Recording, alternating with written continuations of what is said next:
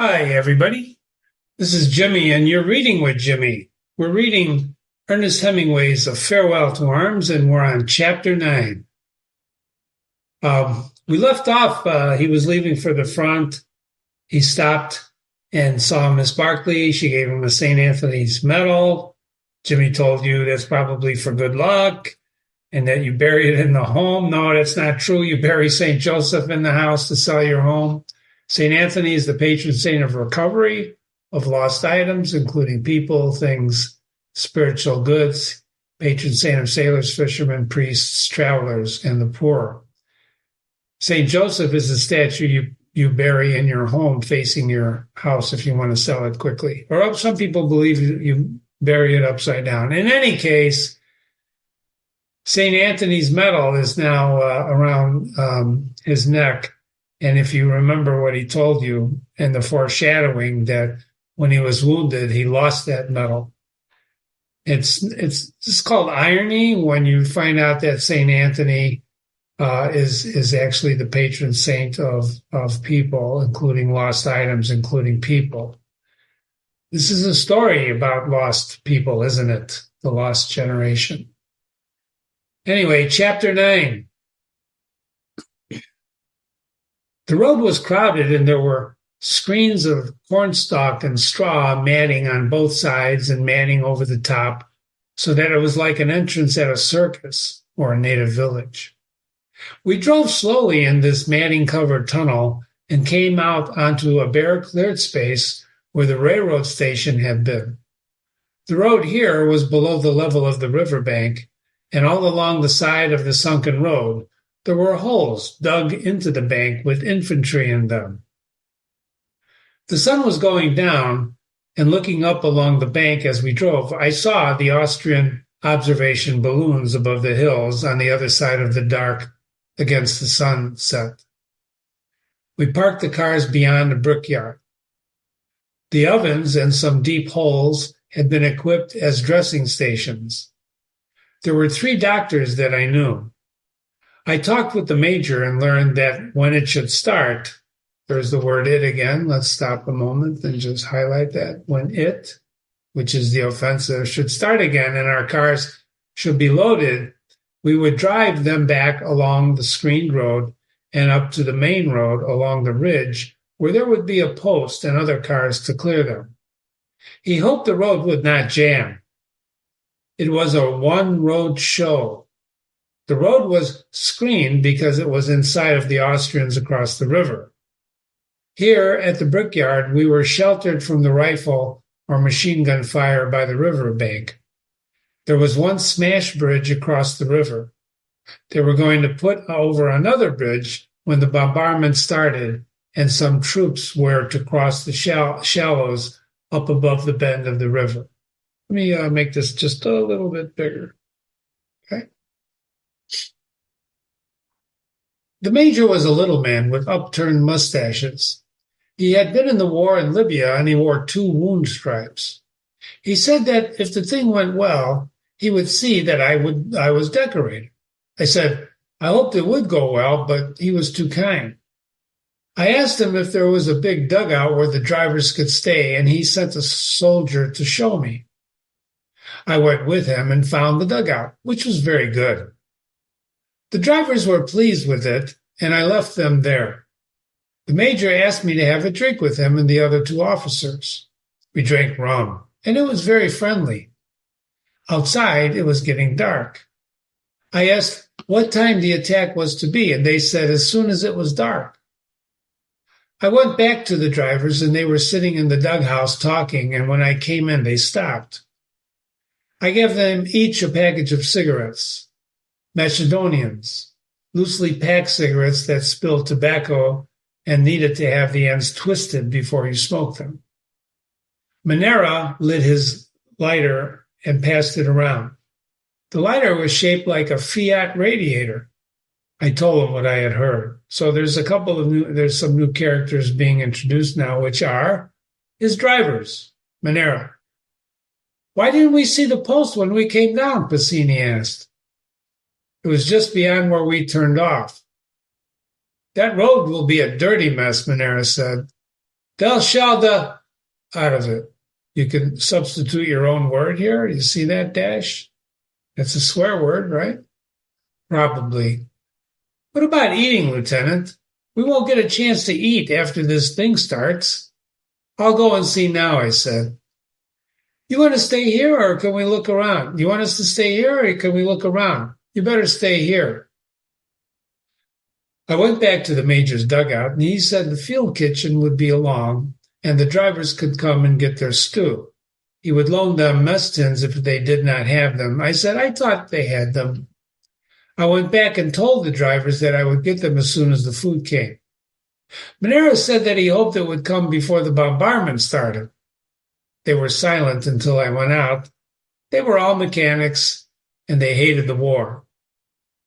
I went out to look at the cars and see what was going on, and then came back and sat down in the dugout with the 4 drivers. We sat on the ground with our backs against the wall and smoked. Outside, it was nearly dark. The earth of the dugout was warm and dry, and I let my shoulders and back against the wall on the small of my back, and I relaxed. What goes to the attack? Who goes to the attack? Asked Cavuzzi. Belisari. All Belisari? I think so. There aren't enough troops here for a real attack. Well, it's probably to draw attention from where the real attack would be. Do men know that who attack? I don't think so. Of course they don't, Monero said. They wouldn't attack if they did. Yes, they would, Bassini said. Belisari are fools. They are brave and they have good discipline, I said. They are big though, through the chest by measurement and healthy, but they're still fools. The granatieri are tall, Monero said. This was a joke. They all laughed. Were you there, Tenente, when they wouldn't attack and they shot every 10th man? No, the narrator says. It is true. They lined them up afterward and took every 10th man. Carabinieri shot them. Carabinieri, said Bassini, and spit on the floor. But those giardiniers, all over 6 feet, they wouldn't attack. If everyone would not attack, the war would be over, Monero said. It wasn't that way with the granatieri. They were afraid. The officers all came from such good families. Some of the officers went alone. A sergeant shot 2 officers who would not get out. Some troops went out. Those that went out were not lined up when they took the 10th men. One of those they shot by the Carabinieri is from my town, Bassini said. He was a very big, smart, tall boy to be in the Granatieri. Always in Rome, always with the girls, always with the Carabinieri. He laughed. And now they have a guard outside his house at bayonet, and nobody can come in and see his mother, father, and sisters, and his father loses his civil rights and cannot even vote. They are all without law to protect them. Anybody can take their property. If it wasn't that happens to their families, nobody would go to the attack. Yes, Alpini would. These VE soldiers would. Some Bersaglieri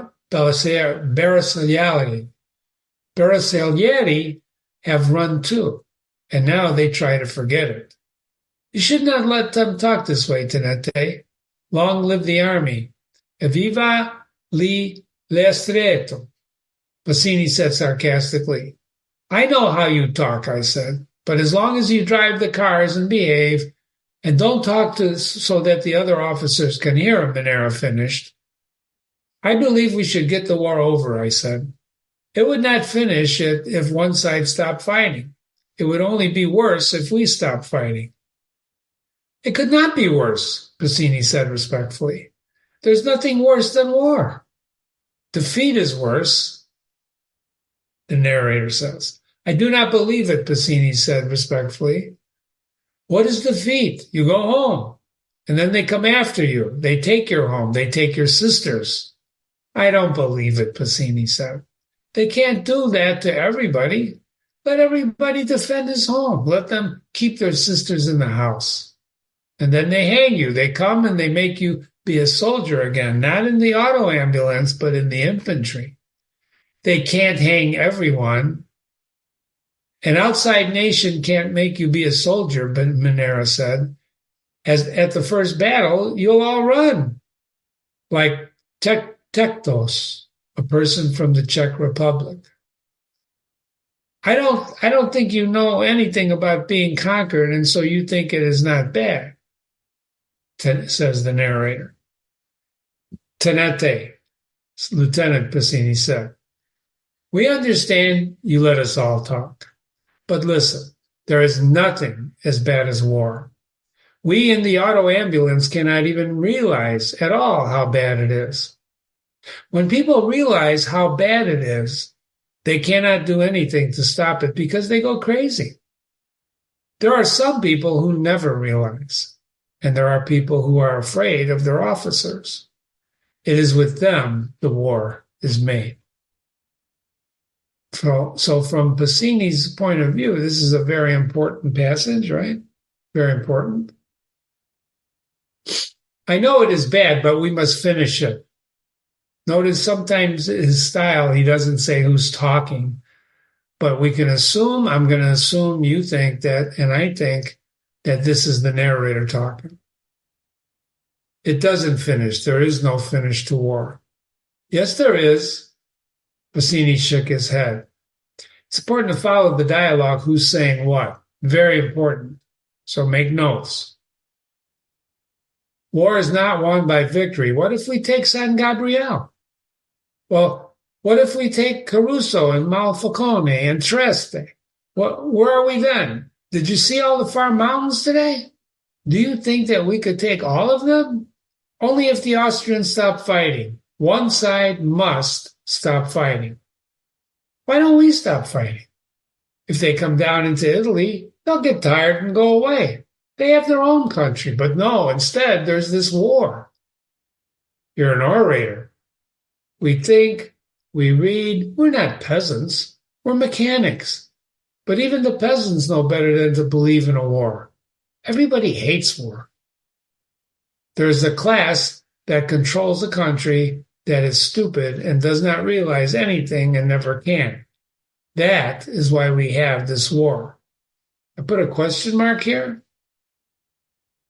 I want you to think about that. Why we have war. Also, they make money out of it. Most of them don't, said Pacini. They're too stupid. They do it for nothing, for stupidity. We must shut up, said Monero. We talk too much, even for the tenente. He likes it, said Pacini. We're going to convert him. But now we will shut up, Monero said. Do we eat yet, tenente? Gavuzzi asked. Now, Gavuzzi hasn't spoken too much according to the dialogue we've been reading. I will go and see, I said. Gordini stood up and went outside with me. Is there anything I can do, tenente? Can I help in any way? He was the quietest of the four. Come with me if you want, I said, and we'll see. It was dark outside, and the long light from the searchlights was moving over the mountains. There were big searchlights on the front that mounted on camions, trucks that you pass sometimes on the roads at night, close behind the lines. The camion stopped a little off the road, an officer directing the light, and the crew scared. We crossed the brickyard and stopped at the main dressing station. There was a little shelter of green branches outside over the entrance, and in the dark, the night wind rustled the leaves dried by the sun. Inside there was a light. The major was at the telephone, sitting on a box. One of the medical captains said that the attack had been put forward an hour. He offered me a glass of cognac. I looked at the board tables, the instruments shining in the light, the basins, the stopper bottles. Gordini stood behind me. The major got up from the telephone. It starts now, he said. It has been put back again. I looked outside. It was dark, and the Austrian searchlights were moving on the mountains behind us. It was quiet for a moment still, and then, from all of the guns behind us, the bombardment started. Savoia, said the major. About the soup, Major, I said. He didn't hear me. I repeated it. It hasn't come up. A big shell came in and burst outside in the brickyard. Another burst, and in the noise, you could hear the smaller noise of the brick and dirt raining down. What is there to eat? We have a little pasta asciutta, dry pasta, the major said. I'll take it. I'll take what you can give me. The major spoke to an orderly who went out of sight in the back and came back with a metal basin of cold cooked macaroni. I handed it to Gordini. Have you any cheese? The major spoke grudgingly to the orderly, who ducked back into the hole again and came out with a quarter of a white cheese. Thank you very much, I said. You better not go out. Outside, something was set down beside the entrance. One of the two men who had carried it looked in. Bring him in, said the major. What's the matter with you? Do you want us to come outside and get him? The two stretcher bearers picked up the man under the arms and by the legs and brought him in. Slit the tunic, the major said. He held forceps with some gauze in the end. The two captains took off their coats. Get out of here, the major said to the two stretcher bearers. Come on, I said to Gordini. You better wait until the shelling is over, the major said over his shoulder. They want to eat, I said. Okay. As you wish, the major said. Outside, we ran across the brickyard, and the shell burst short near the riverbank, and then there was one that we did not hear coming until the sudden rush. We both went flat, and with a flash and a bump of the burst and the smell heard the singing of the fragments and the rattle of falling brick. Gordini got up and ran for the dugout. I was after him, holding the cheese, its smooth surface covered with brick dust. Remember the petals and the leaves? Inside the dugout were three drivers sitting against the wall smoking. Here, you patriots, I said. How are the cars, Monera asked. All right, the narrator says. Did they scare you, Tenente? You're damn right, I said. I took out my knife, opened it, wiped off the blade, and pared off the dirty outside surface of the cheese. Cavuzzi handed me the basin of macaroni. Start in to eat, Tenente. No, I said, put it on the floor. We'll all eat. There are no forks. What the hell, I said in English. I cut the cheese into pieces and laid them on the macaroni. Sit down to it, I said. They sat down and waited. I put my thumb and fingers into the macaroni and lifted. A mass loosened. Lift it high, Tenente. I lifted it to arm's length and the strands cleared. I lowered it into my mouth, sucked, and snapped in the ends and chewed, and then took a bite of cheese, chewed, and then a drink of wine. It tasted of rusty metal. I handed the canteen back to Passini. I want you to ask yourself, when he's narrating like this, why he's telling us this. Remember, part of his style is to make us feel through his words what's going on. So it's not just, he could have said, we ate the spaghetti together, but he didn't. He goes to great lengths to describe it and for you to hear it in your mind's eye, in your mind's ear, in your mind, what he's saying. It's rotten, he said. It's been there too long. I had it in the car. They were all eating, holding their chins close to the basin, tipping their heads back, sucking in the ends. I took another mouthful and some cheese and a rinse of wine. And then something landed outside that shook the earth. 420 in Minwerfer, Gavuzzi said. There aren't any 420s in the mountains, I said. So they're gauging the size of the guns by the sounds that they hear. They've obviously been in war for a while. Minwerfer is the German name for a class of short-range mine shell launching mortars used extensively during the First World War by Imperial German Army. So they're in Italy fighting Austrians, but this is a name for a German gun, right? They have big Skoda guns. Skoda, what's that? Let's look it up. Italian forces use 305 millimeter model 911 Austrian bulk siege howitzers. Skoda guns. I've seen the holes, 305s. We went on eating. There was a cough, a noise like a railway engine starting, and then an explosion that shook the earth. This isn't a deep dugout, Bassini said.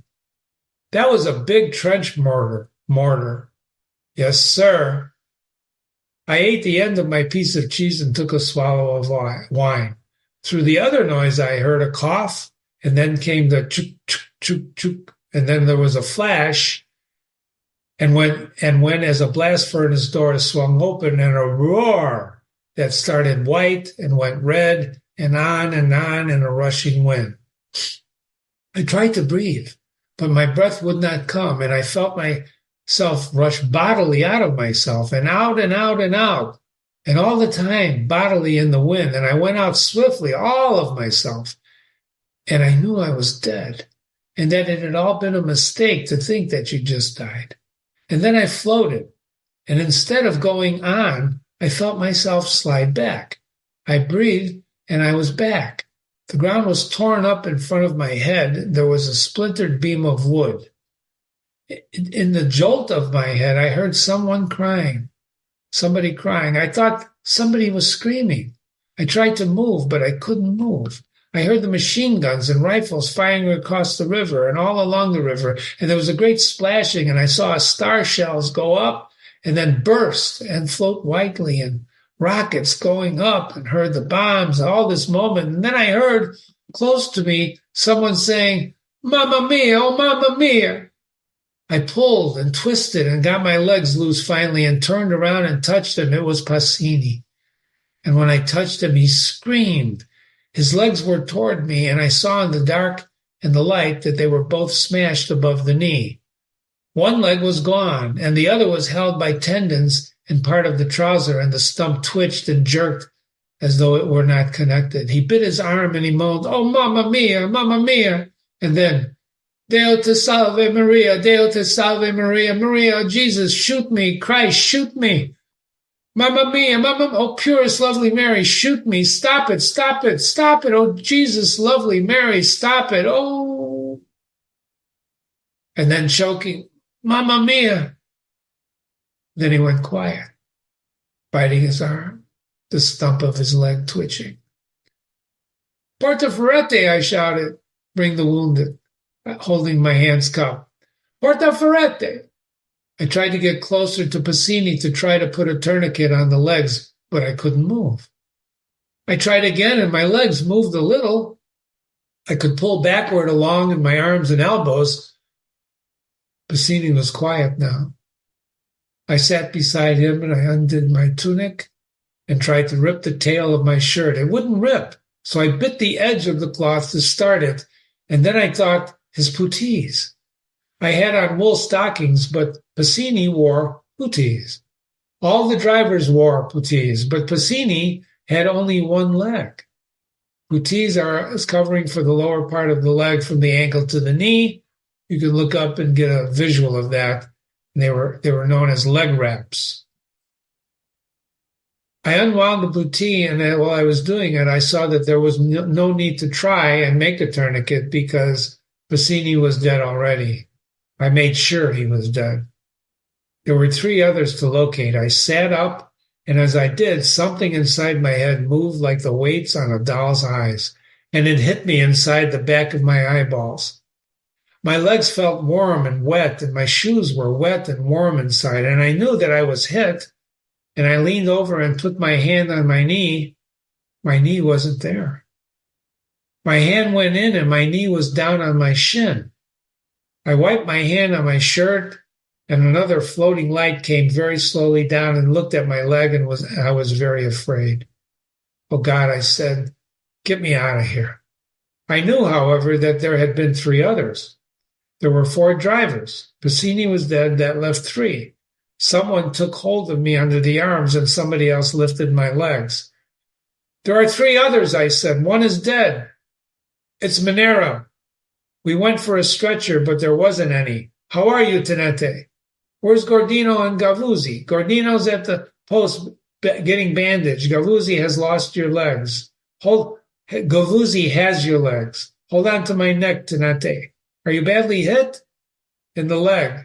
How's Gordini? He's all right. It was a big trench mortar shell. Passini's dead.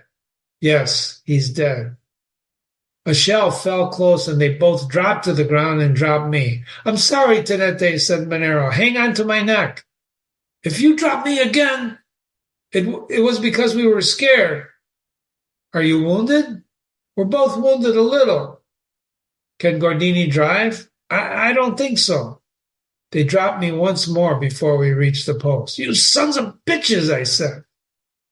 I'm sorry, Tenente, Monero said. We won't drop you again. Outside the post, a great many of us lay on the ground in the dark. They carried wounded in and brought them out. I could see the light come out from the dressing station when the curtain opened, and they brought someone in or out. The dead were off to one side.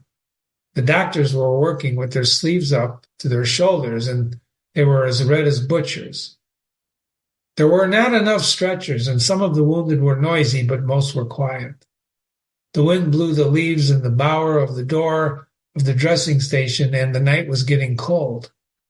Stretcher bearers came in all the time, and they put their stretchers down, unloaded them, and then went away. And as soon as I got to the dressing station, Monero brought a medical sergeant out, and he put bandages on both my legs. He said there was so much dirt blown into the wound that there had not been much hemorrhage. They would take me as soon as possible.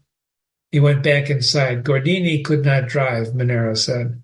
His shoulder was smashed and his head was hurt. He had not felt bad, but now that his shoulder had stiffened. He was sitting up beside one of the brick walls. Monero and Gavuzzi each went off with a load of wounded. They could drive all night. They could drive all right. Pardon me. The British had come with 3 ambulances, and they had 2 men in each ambulance, 2 men on each ambulance. One of their drivers came over to me and brought by Gordini, who looked very white and sick. The Britisher leaned over. Are you hit badly? He asked. He was a tall man, and he wore steel-rimmed spectacles. In the legs. It's not serious, I hope. Will you have a cigarette? Thanks. They tell me that you've lost 2 drivers. Yes. 1 killed, and the fellow that brought you. Rotten luck, said the British guy. Would you like us to take the cars? Well, that's what I wanted to ask you. We take quite good care of them, and we'll return them to the villa. 206, aren't you? Yes. That's a charming place. I've seen you about. They tell me you're an American. Yes. I'm English. No. Yes, English. Did you think I was Italian? There were some Italians with one of our units. It would be fine if you would take the cars, I said. We'll be most careful with them. He straightened up. This chap of yours was anxious for me to see you. He patted Gordini on the shoulder. Gordini winced and smiled. The Englishman broke into voluble and perfect Italian. Now everything is arranged. I've seen your tenente. We will take over the 2 cars. You won't worry now. And he broke off. I must do something about getting you out of here. I'll see the medical wallahs. I'll take you back with us. He walked across the dressing station, stepping carefully among the wounded. I saw the blanket open, the light come out, and he went in. He will look after you, Tenente, Gordini said. Remember, when they're doing these narrations, most of it is in Italian unless the narrator says he speaks a different language, like English, okay? So the drivers do not understand English, and Lieutenant Henry does speak Italian. How are you, Franco? Now we learn, Gordini's first name. I'm all right. He sat down beside me. And in a moment, the blanket in front of the dressing room opened and 2 stretcher bearers came out, followed by the tall Englishman. He brought them over to me. Here's the American tenente, he said in Italian. I'd rather wait, I said. There's much worse wounded than me. I'm all right. Come, he said. Don't be a bloody hero. Then in Italian, lift him carefully about the legs. His legs are very painful. He is a legitimate son of President Wilson. They picked me up and took me into the dressing room. Inside, they were operating on all the tables, and the little major looked up at us furious. He recognized me, and he waved forceps. "Cava bene? Are you doing well? Cava." "I brought him in," the tall Englishman said in Italian. "The only son of the American ambassador. He can't be here until you are ready to take him, and then I will take him with my first load." He bent over me. "I'll look up their adjunct to do your papers, and it'll all go much faster." So suddenly we have a guardian angel taking care of Lieutenant Henry, don't we? He stooped to go under the doorway and went out. The major was unhooking the forceps now and dropping them in a basin. I followed his hands with my eyes, and now he was bandaging. And then the stretcher bearers took the man off the table. "I'll take the American tenente," one of the captains said. They lifted me onto a table, and it was hard and slippery, and there were many strong smells, chemical smells, the sweet smell of blood. They took off my trousers, and their medical captain commenced dictating to the sergeant adjunt while we worked. "Multiple superficial wounds on the left and right thigh and left and right knee and right foot. Profound wounds of the right knee and foot. Lacerations of the scalp," he probed. "Does that hurt?" "Christ, yes!" "With possible fracture of the skull. Incurred in the line of duty. That's what keeps you from being court-martialed from self-inflicted wounds," he said. "Would you like a drink of brandy? How did you run into this thing anyway? What were you trying to do, commit suicide?" "Antonettes, please, and mark the cross on both legs. Thank you." "I'll clean this up a little, wash it out, and put a dressing on. Your blood coagulates beautifully."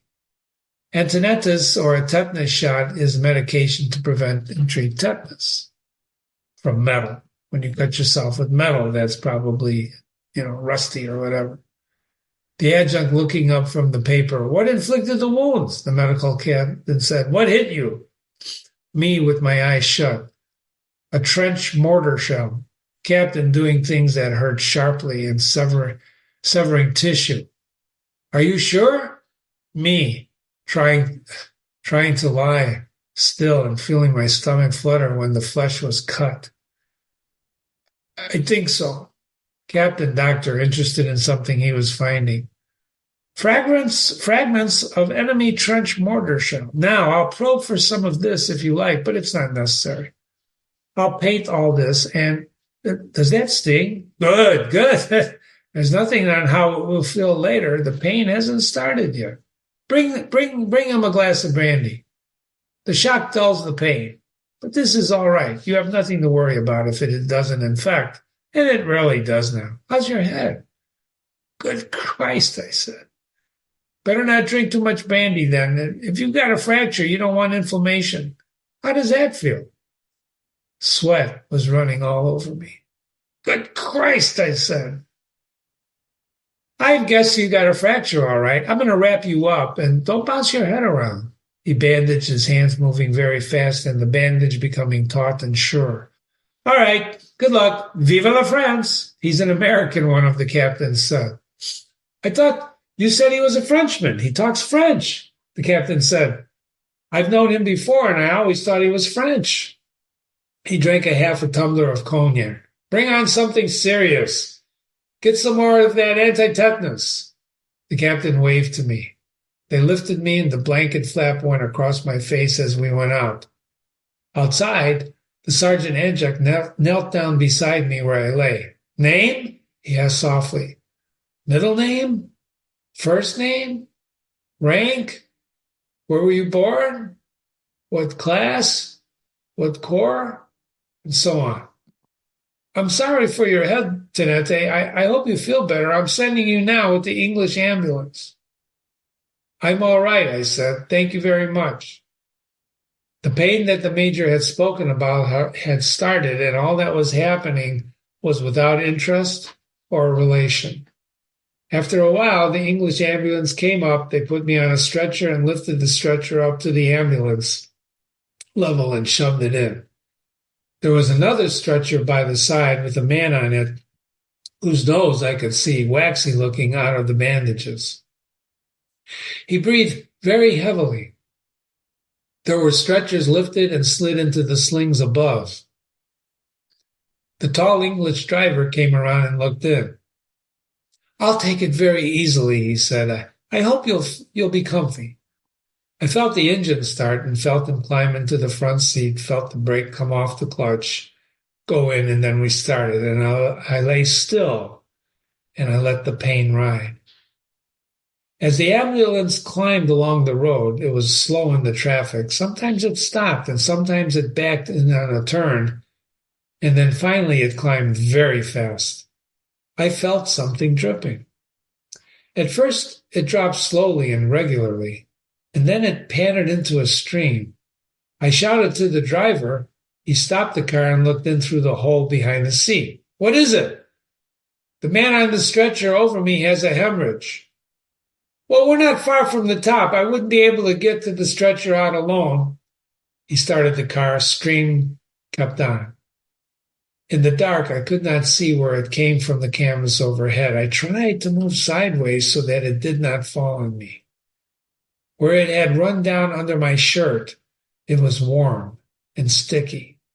I was cold, and my leg hurt so that it made me sick.